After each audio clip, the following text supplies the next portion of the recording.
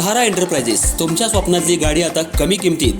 इचलकरंजी शहरालगत असलेल्या कबनूर चंदूर रोडवर कोन्नूर पार्कमधल्या सहारा एंटरप्राइजेस इथं पश्चिम महाराष्ट्रातली विविध बँका आणि फायनान्स कंपन्यांनी जप्त केलेल्या जुन्या दुचाकी आणि चारचाकी गाड्यांची विक्री केली जाते.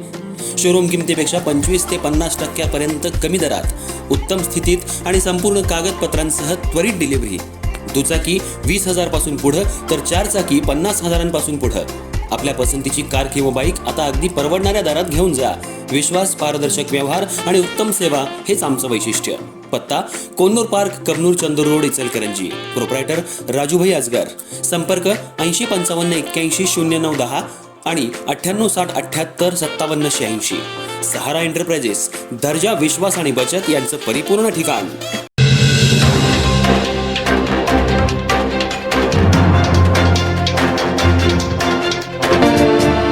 इचलकरंजी शहरात कोल्हापूर जिल्ह्याचे पोलीस अधीक्षक योगेश कुमार गुप्ता यांच्या आदेशानुसार नशेचे पदार्थ विक्री करणाऱ्या तसंच गुटखा मावा विक्री करणाऱ्या पानटपरींवर कारवाई करून सुगंधी तंबाखू, मावा, सुपारी, गुटखा पोलिसांनी जप्त केलाय.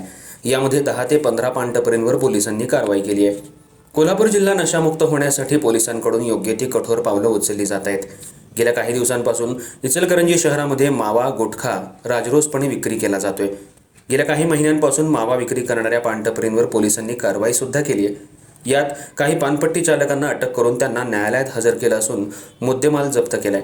पण राजरोसपणे सध्या इचलकरंजी शहरामध्ये पानटपरीवर मावा, गुटखा मिळतोय. या अनुषंगानंच कोल्हापूर जिल्ह्याचे पोलीस अधीक्षक योगेश कुमार गुप्ता यांनी सर्व पोलीस ठाण्यांना आदेश दिले होते की बेकायदेशीर गुटखा, मावा आणि नशेचे पदार्थ विक्री करणाऱ्यांवर कारवाई करावी.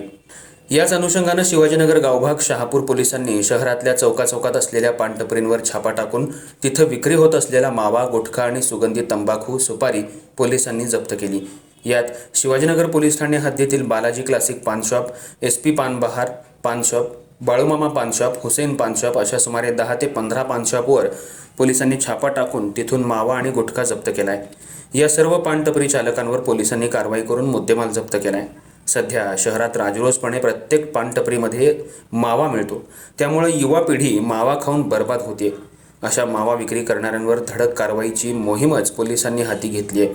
जे इथून पुढे राजरोसपणे मावा विक्री करतील त्यांच्यावर कठोर कारवाईचा इशारा पोलीस अधीक्षक योगेश कुमार गुप्ता यांनी दिलाय. शहरामध्ये अजून सुद्धा काही ठिकाणी राजरोसपणे चोरून गाडीमधून मावा विक्री केला जातो. अशांवर सुद्धा कारवाई करण्याची मागणी सर्वसामान्य जनतेतून होऊ लागली आहे. ही कारवाई शिवाजीनगर गावभाग शहापूर पोलीस ठाण्याच्या हद्दीमध्ये करण्यात आली. यामध्ये लाखो रुपयांचा मुद्देमाल पोलिसांनी जप्त केला आहे.